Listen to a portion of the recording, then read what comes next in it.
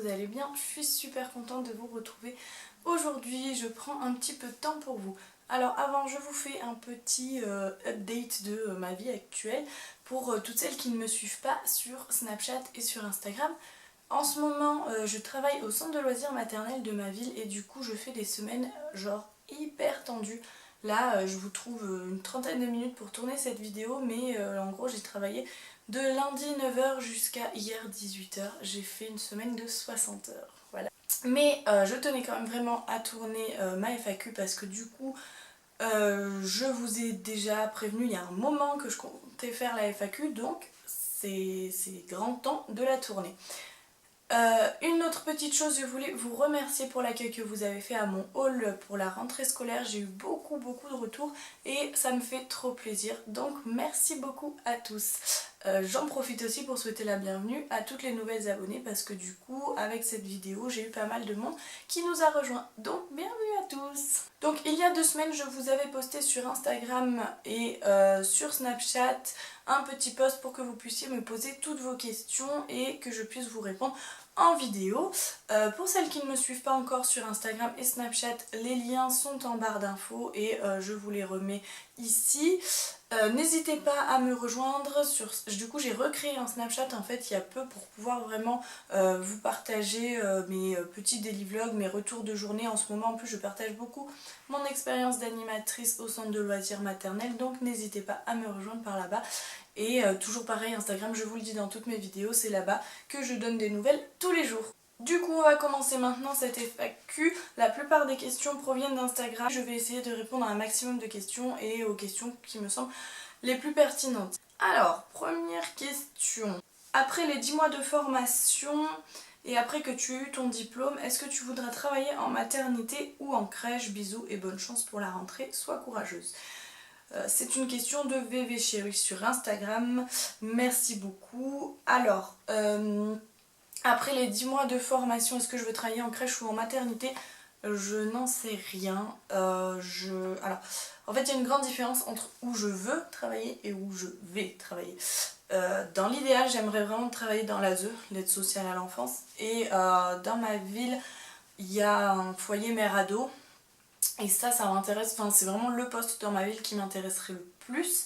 Et si on prend plus général et si un jour je déménage, mais ce n'est pas du tout au programme, ce serait en pouponnière, mais pour le moment je n'ai pas du tout vu le terrain, donc si ça se trouve ça me plaira pas du tout.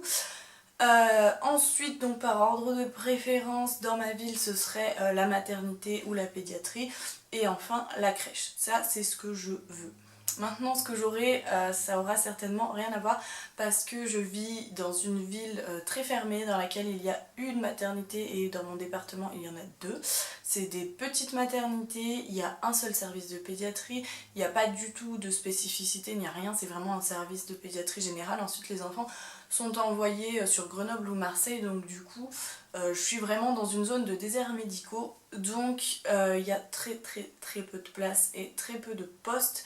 C'est très fermé chez moi, donc du coup je ne m'emballe pas trop et je ne me dis pas que je veux absolument travailler dans tel ou tel secteur parce que de toute façon je sais que ça sera très difficile. Donc il y a de grandes chances que je travaille plutôt en crèche, même en crèche saisonnière dans les stations de ski parce que du coup j'habite pas très loin des stations et je sais qu'il y a toujours des postes de saisonniers.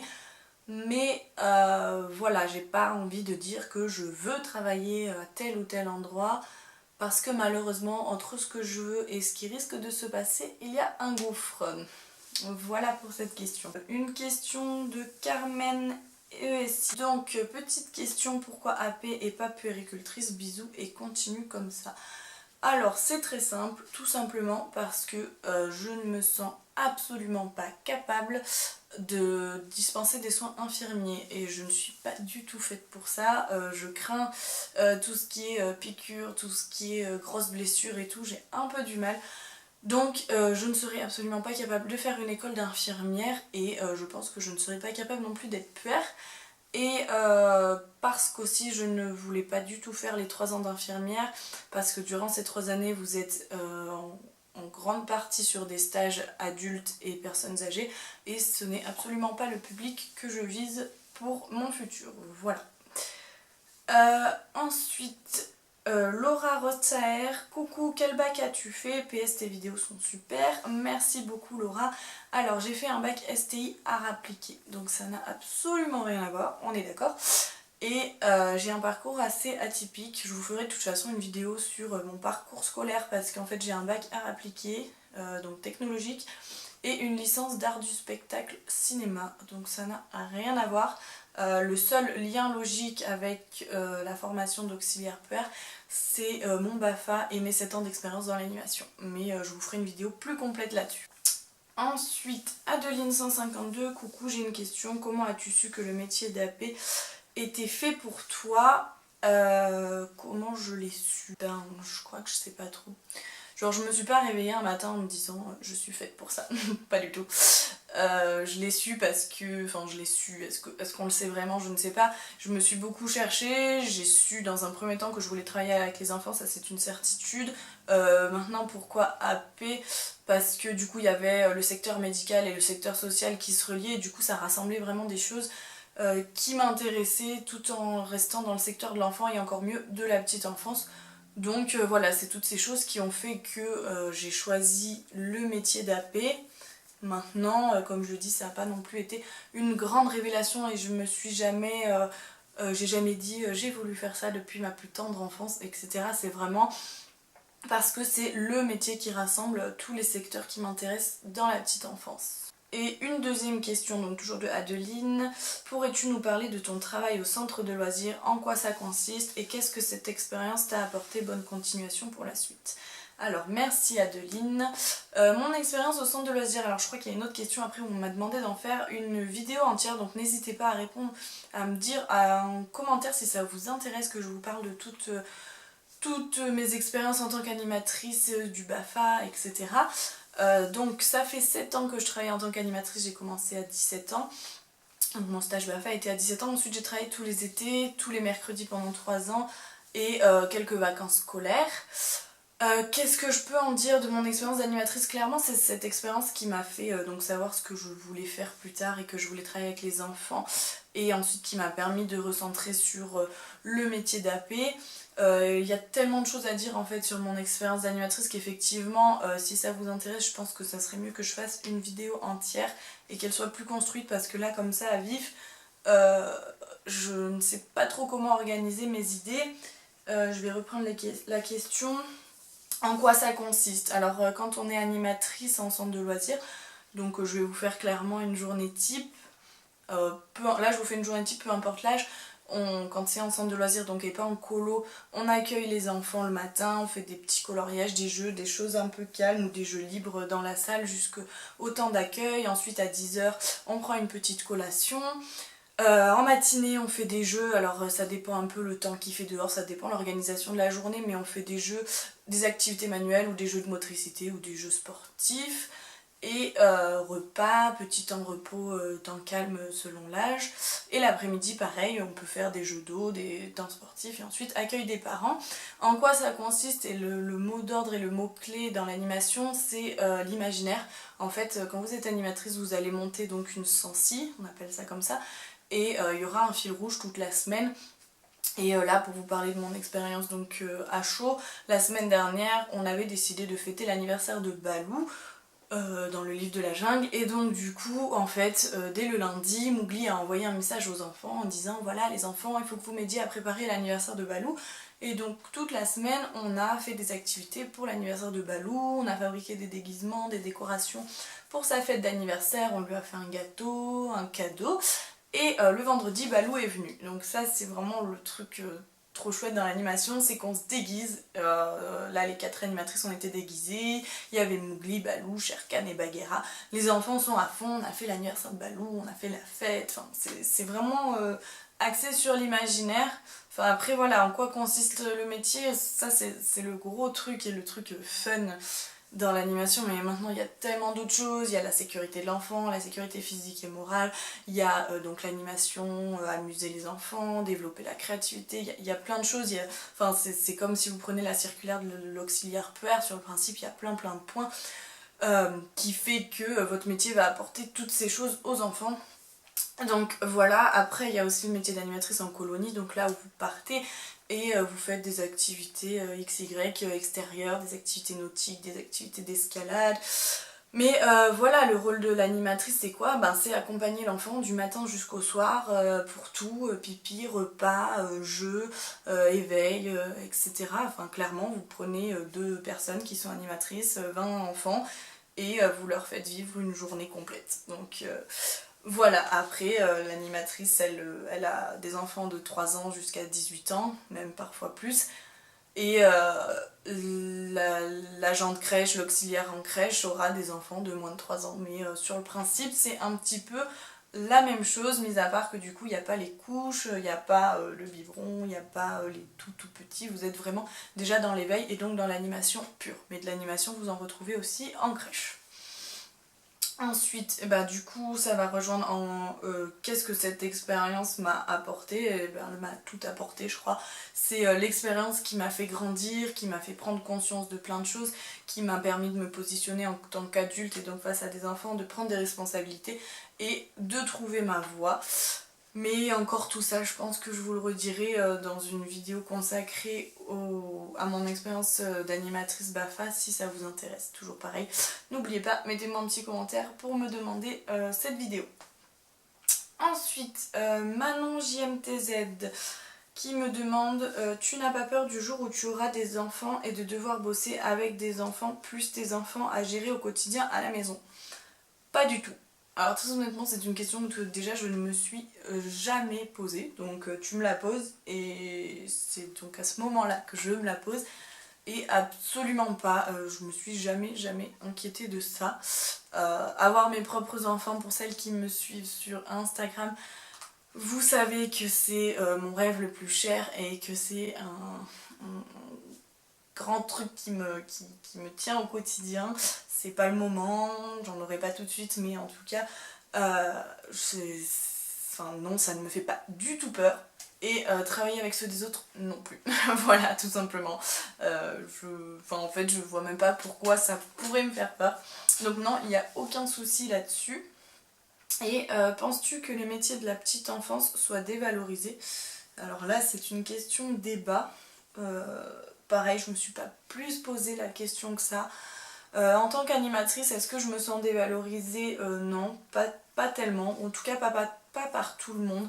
Maintenant, à l'heure actuelle, il y a énormément de métiers qui sont dévalorisés. Je pense que c'est le ressenti de chacun. Ça dépend aussi des structures, ça dépend des endroits, ça dépend si c'est du privé ou du public. Enfin, ça dépend de plein de choses. Ça dépend de ton âge, etc. Mais sincèrement, ça c'est un débat dans lequel je souhaite pas vraiment rentrer et sur lequel je n'ai pas encore vraiment d'avis sur la question. En tout cas, moi je souhaite, et je suis très comme ça, vivre un peu dans un monde utopique. Et à l'heure qu'il est, j'ai pas envie de penser que ce soit des métiers dévalorisés, en tout cas pour ma part. Et par rapport à mon regard et au regard de tous les gens qui m'entourent, ce ne sont pas des personnes qui dévalorisent ce métier. Et les parents que je vois quand je travaille ne dévalorisent pas non plus notre place et notre métier. Après, il y a toujours les hiérarchies qui peut-être font ressentir tout ça. Mais c'est un débat très vaste et c'est selon le ressenti de chacun. Oui, on le sait très bien. La fonction publique et la fonction hospitalière est lésée. Il y a toute la politique qui rentre là-dedans. Mais très honnêtement, c'est un débat que je ne préfère pas trop aborder. Ensuite, donc encore toujours une question de Manon. As-tu des appréhensions avant cette formation? Alors à l'heure qu'il est, donc on est le 6 août, je rentre en formation le 28, donc dans 22 jours. Il y a 3 jours j'avais des appréhensions, mais alors vraiment en termes d'organisation, c'est-à-dire prendre le bus, prendre le train, est-ce que je vais être crevée, etc. J'ai eu l'école au téléphone il y a 2 jours qui m'a vachement rassurée sur tout ça, qui m'a donné plein de petites combines, qui m'a dit que pas de panique, si besoin je pourrais rester sur place quand je suis crevée et tout. Donc honnêtement, je n'ai pas d'appréhension. Voilà. Je pense que j'aurai un petit moment de stress comme toutes les rentrées scolaires parce que voilà, on rencontre des nouvelles personnes, on se demande ce que les gens vont penser de nous, on a envie de faire bien, d'être apprécié et de pouvoir passer une super année, etc. C'est peut-être la mini appréhension. Après, concernant le contenu de la formation et les stages, j'ai aucune appréhension pour l'instant, j'ai juste hâte. Ensuite, question de Mamnana. Bonjour, as-tu déjà choisi les services où tu souhaites faire tes stages? Alors, choisi, c'était un bien grand mot. J'ai très envie de faire, enfin s'il fallait que je...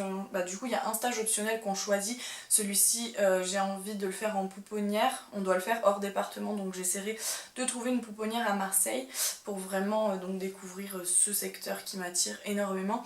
Et ensuite donc là où j'habite, le stage que je veux absolument faire c'est celui donc c'est le stage qu'on doit faire soit en aide sociale, soit en service d'enfants porteurs de handicap, soit en pédopsie. Et je voudrais vraiment donc faire celui dans le foyer mère-ado. Donc parce que dans mon département de toute façon, au niveau de l'ASE, c'est le seul centre qu'on a. Et ensuite pour le reste, je sais de toute façon que j'aurai un stage à la maternité de sûr et un stage en pédiatrie. On n'a pas de service spécifique comme je vous le disais, donc il n'y a pas vraiment de choix à faire, il n'y a pas trop de secrets chez moi. Ça sera donc les 2 stages en crèche, ce sera donc une crèche de ma ville. Il y en a une qui m'intéresse beaucoup parce que c'est une crèche très grande avec 200-250 enfants et du coup je suis super curieuse de voir comment fonctionne une si grande crèche.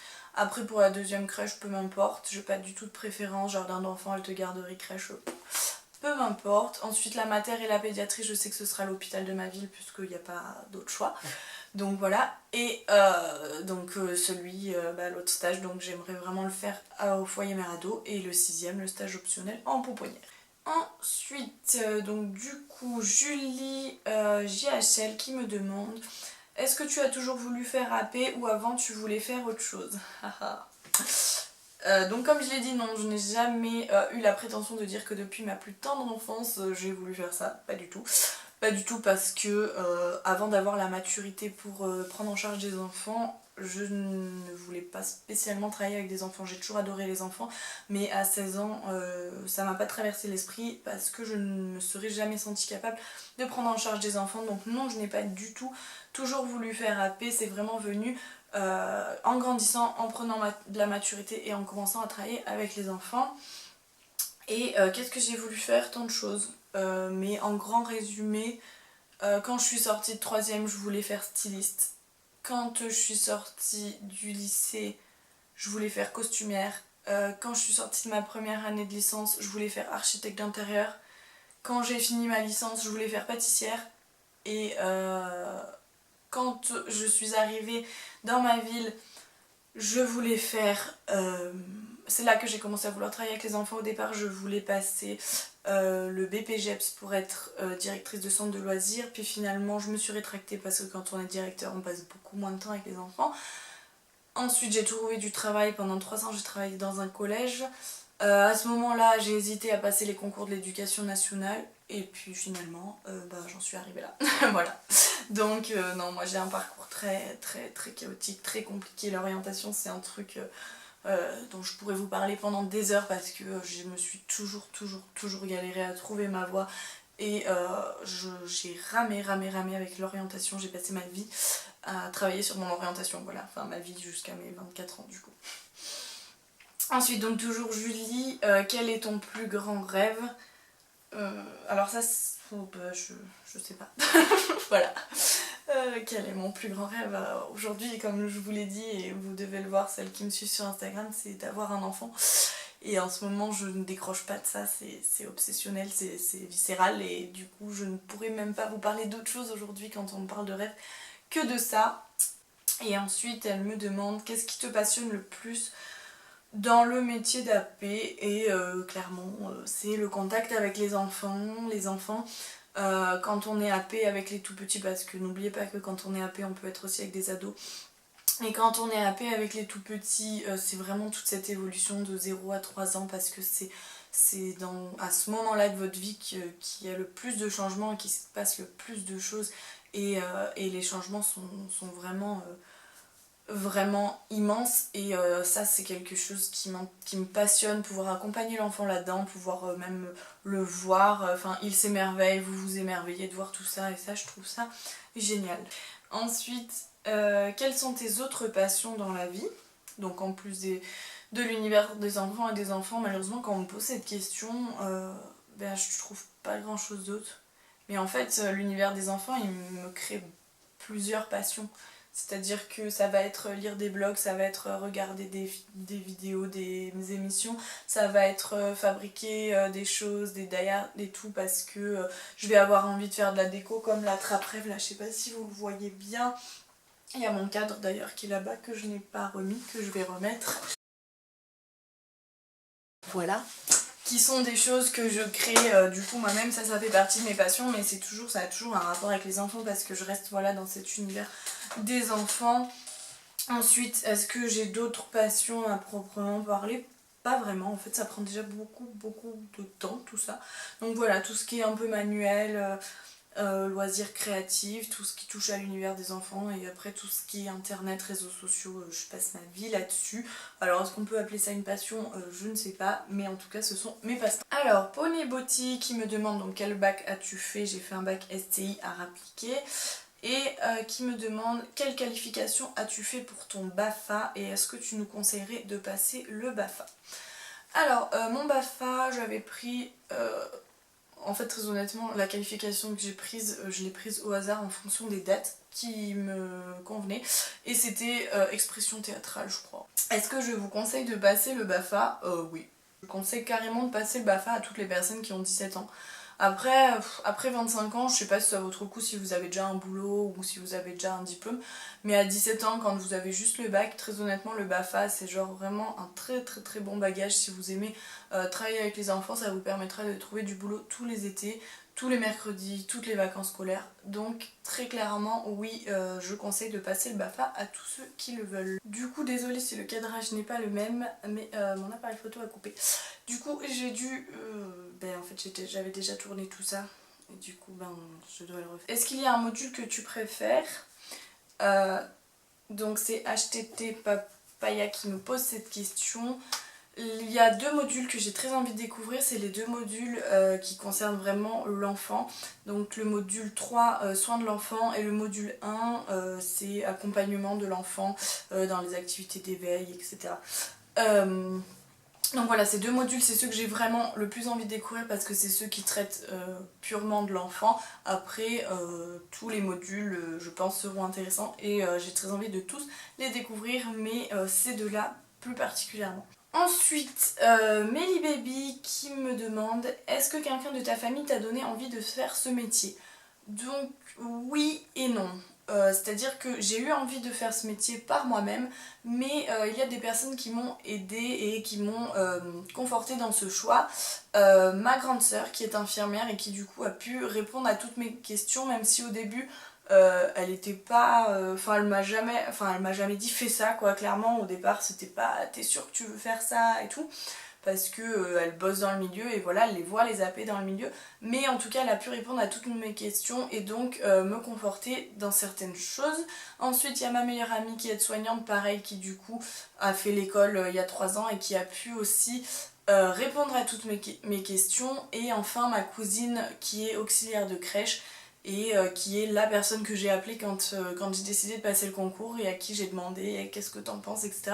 Et elle, pour le coup, oui, elle m'a bien aidée dans mon choix, mais j'avais fait le choix. Toujours Melly Baby, est-ce que tu as des frères et sœurs? Donc oui, j'ai 2 sœurs, une grande sœur et une petite sœur, je suis celle du milieu. Et enfin, quel était l'exercice que tu préférais faire quand tu t'entraînais au test psychotechnique? C'était les cases à noircir, j'aimais bien ça me faisait délirer. C'est un peu comme les casse-têtes qu'il y a dans les magazines ou les journaux et que je faisais tout le temps quand j'étais petite chez ma grand-mère. Et j'aimais bien aussi les logigrammes quand j'arrivais à les faire. Et lequel redouter le plus, c'est tout ce qui est problème de maths. Ça honnêtement j'en ai pas eu au concours et je suis bien contente parce que c'était une vraie galère. Voilà. Et ben c'est tout, je crois que cette vidéo est terminée. Merci de l'avoir regardée, merci de me rejoindre et de vous abonner pour tous ceux qui se sont abonnés et pour tous les nouveaux abonnés. Et merci d'être de plus en plus nombreux à me poser des questions et à me suivre sur tous les réseaux qui sont tous en barre d'infos. Si cette vidéo vous a plu, n'hésitez pas à mettre un petit pouce vers le haut comme d'habitude parce que ça me fait plaisir. Et moi je vous dis à très vite et je vous souhaite une belle journée.